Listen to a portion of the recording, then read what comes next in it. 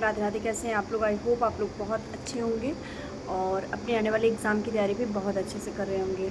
तो कल आपने देखा कि आपका एसएससी जीडी का रिज़ल्ट आउट हो गया है 2025 का, जिसमें आपके बहुत सारे कैंडिडेट ऐसे हैं जिनका फ़िज़िकल के लिए नाम आ गया है डीबीपीएसटी के लिए, और कुछ ऐसे कैंडिडेट हैं जिनका कट ऑफ से ज़्यादा नंबर है, लेकिन फिर भी वो बहुत ज़्यादा परेशानी में है क्योंकि उनका नाम रिज़ल्ट में नहीं आया है।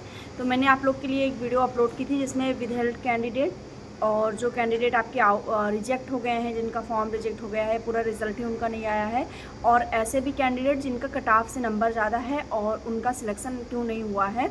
तो इस सब से संबंधित मैंने एक वीडियो बना दी थी जिसमें आप लोगों ने देखा होगा। और एक चीज़ आप जान लीजिए कि हो सकता है कि आपको नॉर्मलाइजेशन में आपके नंबर कट गए हों, बहुत ज़्यादा कम हो गए हों, क्योंकि नॉर्मलाइजेशन में दोनों चीज़ें होती हैं, प्लस भी होता है माइनस भी होता है। तो इसमें इक्वल करने के चक्कर में कभी कभी ऐसा होता है कि आपके जो रॉ स्कोर होते हैं वो काट लिए जाते हैं और भी ज़्यादा स्कोर कम हो जाता है। इसलिए आपको अभी थोड़ा सा पेशेंस रखना है, क्योंकि एसएससी अपना स्कोर कार्ड जारी करेगा जिसमें वो रॉ स्कोर और नॉर्मलाइज्ड स्कोर दोनों वो अपना लेके आएंगे और वो आपके सामने रखेंगे। फिर वहाँ पे आपको जो भी डाउट हैं वो क्लियर हो जाएंगे।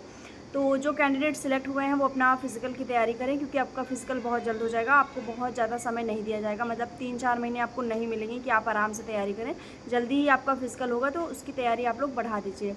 आज इस वीडियो में आपका एक और डाउट जो है आरपीएफ कांस्टेबल की वैकेंसी को लेकर कि आपका कब रिज़ल्ट आउट होगा, कब फिज़िकल होगा, और सबसे मेन प्रॉब्लम जो है ना कि कितने स्कोर पे हम सेफ़ हैं, मतलब हम फिज़िकल की तैयारी करें या ना करें।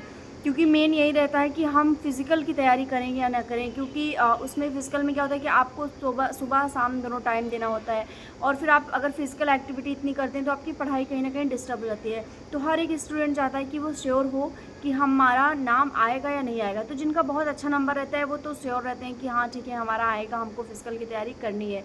लेकिन कुछ ऐसे कैंडिडेट होते हैं जो बीच में होते हैं, जिन्हें पता नहीं होता है कि हमारा नाम आएगा या फिर नहीं आएगा। तो ये सारी चीज़ें उनकी रहती है। तो आज इसी पे मैं आपको थोड़ा सा हिंट दूंगी, क्योंकि मैंने बहुत सारी वीडियोस, मैं हमेशा कहती हूँ कि मैं जब भी आपके लिए कोई वीडियो बनाती हूँ तो उसमें मैं बहुत देख के समझ के और सारी चीज़ों को मतलब नोट डाउन करके कि एक्चुअल में क्या चीज़ें रह सकती हैं, क्या जो पुराना आंकड़ा है या फिर जो पुरानी वैकेंसियां हैं उसके अकॉर्डिंग क्या चीज़ें रह सकती हैं, या आपका जो कंपटीशन है इसके हिसाब से क्या कुछ रह सकता है। तो उसी के बारे में मैं आज आपको बताऊंगी। वीडियो को शेयर कर दीजिएगा अपने फ्रेंड्स के साथ, उनके पास अगर ये वीडियो जाएगी तो 101% उनके लिए चीज़ें हेल्पफुल होगी। और आप अगर चैनल पर नए हैं तो चैनल को सब्सक्राइब भी कर लीजिएगा, मुझे सपोर्ट करिएगा। बाकी आज हम बात कर लें सबसे पहले कि एक और क्वेश्चन ले लेते हैं कि आपका जो कमेंट रहता है कि नई वैकेंसी कब तक आएगी आरपीएफ कांस्टेबल की, क्योंकि बहुत सारे स्टूडेंट एलिजिबल हो जाते हैं। तो देखिए अभी आरपीएफ कांस्टेबल में अभी आपका जो प्रोसेस है वो चल ही रहा है, आरपीएफ एसआई का भी चल रहा है। लगभग बात करें तो 6 से 8 हज़ार पद आपके खाली हैं आरपीएफ कांस्टेबल में, जिसमें संभावना है कि वो 2026 और 27 तक भरे जाएंगे। अभी 2025 में चांसेस नहीं है, लेकिन 26 और 27 तक वो पद आपके फिल हो सकते हैं। ऐसा उनका आरपीएफ का जो नोटिस था उसमें मेंशन था ये चीज़ कि वो अपना कैलेंडर जारी करेंगे, अगेन वो आरपीएफ कांस्टेबल की भर्ती लेंगे। लेकिन 2025 में अभी फ़िलहाल कोई भी ऐसा नहीं है कि आपकी वैकेंसी नहीं आ जाएगी या नवंबर तक आ जाएगी, दिसंबर तक आ जाएगी, कुछ भी ऐसा अपडेट नहीं है। ठीक है, तो आज हम बात कर लेते हैं कि आरपीएफ कांस्टेबल में आपका क्या रॉ स्कोर बनेगा, या फिर क्या आपका नंबर होना चाहिए, तो आपको फिजिकल की तैयारी करनी चाहिए कि नहीं। क्योंकि आरपीएफ एसआई में आपने देखा कि आपको 75 नंबर पे, मतलब वो 75 नहीं है, वो है तो आपको अगर उसमें आप देखेंगे तो वो अलग चीज़ है, बट अगर एक जनरली बात करें तो आपका 75 नंबर पे उसमें आपका सिलेक्शन हुआ है, कैंडिडेट उसमें गए हैं फिजिकल के लिए, वो अपनी तैयारी कर रहे हैं।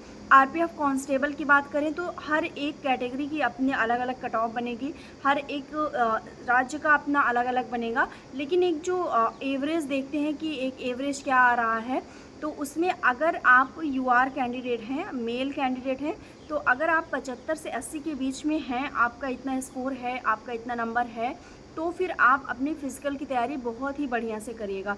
क्योंकि इससे अगर आप 10 नंबर 5 नंबर डाउन है तो फिर आप फ़िज़िकल की तैयारी मत करिएगा, क्योंकि 4200 पद में आपके बहुत ज़्यादा कैंडिडेट बैठे थे, फॉर्म की संख्या बहुत ज़्यादा फॉर्म अप्लाई बहुत ज़्यादा हुए थे और एग्ज़ाम देने वाले कैंडिडेट भी बहुत ज़्यादा थे, जिसमें कुछ आरपीएफ एसआई के स्टूडेंट भी बैठे थे। तो इसमें भले ही आपका एसएससी में या यूपी पुलिस में कुछ कैंडिडेट चले जाते हैं, बट वो इतने ज़्यादा नहीं होंगे कि आपकी कट ऑफ बहुत डाउन हो जाए। तो आपकी कट ऑफ 75 से 80 के बीच में रहेगी। यूआर कैंडिडेट के जो भी हैं मेल, उनको इतना ध्यान रखना है कि अगर वो इस बीच में है तो वो अपनी तैयारी को जारी रखें, अपना फिजिकल वगैरह करते रहें। साथ ही साथ जो फीमेल कैंडिडेट हैं वो अगर बात करें तो 68 नंबर से लेके अगर उनका 72, 73, 74 वो इस तरह से इनके नंबर हैं, 68 के प्लस हैं, मतलब अगर वो 68 प्लस हैं तो फिर वो अपने फिजिकल की तैयारी करें। क्योंकि ये चीज़ें मैं आपको बहुत देख के समझ के बता रही हूँ, ऐसा नहीं है कि मैं आपको अपने मन से बता दे रही हूँ, बिल्कुल भी ऐसा नहीं है। अगर आपको ऐसा फील हो तो फिर आप और भी वीडियोस देखिएगा। आपको जो आपके जिन भी टीचर्स पे आप ट्रस्ट करते हैं उनकी वीडियोस आप देखेंगे तो भी आपको एक सटीक जो जानकारी है वो मिलेगी। तो जो भी कैंडिडेट इस फीमेल कैंडिडेट 68 से लेके 75 के बीच में हैं, 73 हैं, 74 हैं, 72 हैं, 70 हैं, तो वो फिर अपनी फिजिकल की तैयारी करें क्योंकि उनका चांस आएगा। और एक चीज़, आपकी जो आरपीएफ एसआई का जो आपका जहाँ पे आपका अभी फिजिकल होने वाला है, सेम उसी जगह पे आपका जो सेंटर है वो आरपीएफ कांस्टेबल का भी बनेगा, क्योंकि उनका सेंट्रल का एक ही होता है कि वो अपना एक ही जगह करवाते हैं। तो वहाँ पे आपका आरपीएफ कांस्टेबल का भी बनेगा, इसलिए थोड़ा सा डिले होगा आरपीएफ कांस्टेबल का रिज़ल्ट, क्योंकि आरपीएफ एसआई का फिजिकल होने के बाद फिर उसके बाद आपका आरपीएफ कांस्टेबल का फिजिकल होगा। तो बहुत सारे आपके न्यूज़ ऐसे निकल के आ रहे हैं या बहुत सारी वीडियोस आप देखेंगे यूट्यूब पे तो आपको मिलेंगी तमाम वीडियोस जिसमें आपका रिज़ल्ट वो ऐसा थंबनेल बनाते हैं कि आज ही रिज़ल्ट निकल आएगा आपका, या आज शाम को निकल आएगा या कल आएगा। तो बिल्कुल भी ऐसा नहीं है, आपका रिज़ल्ट अभी नहीं आ रहा है। लगभग आप मान के चलिए कि 10 से 15 दिन तो बिल्कुल भी आपका रिज़ल्ट नहीं आ रहा है। इसके बाद जैसी भी जो भी सूचना होगी वो आपको दी जाएगी।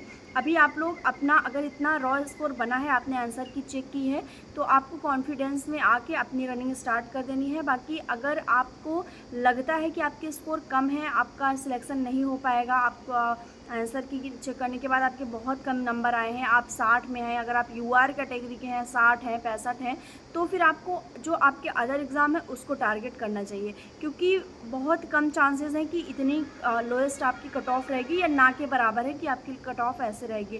तो जो भी कैंडिडेट 60, 65 में है वो किसी भी वीडियोज़ को देख के अपने आप को मोटिवेट ना रखें, क्योंकि आप अपना समय ख़राब करेंगे। ये आपके झूठा मोटिवेशन होगा और वो आप अपना उसमें समय ख़राब करेंगे। तो आप इसके लिए अपने अदर एग्ज़ाम की तैयारी करें।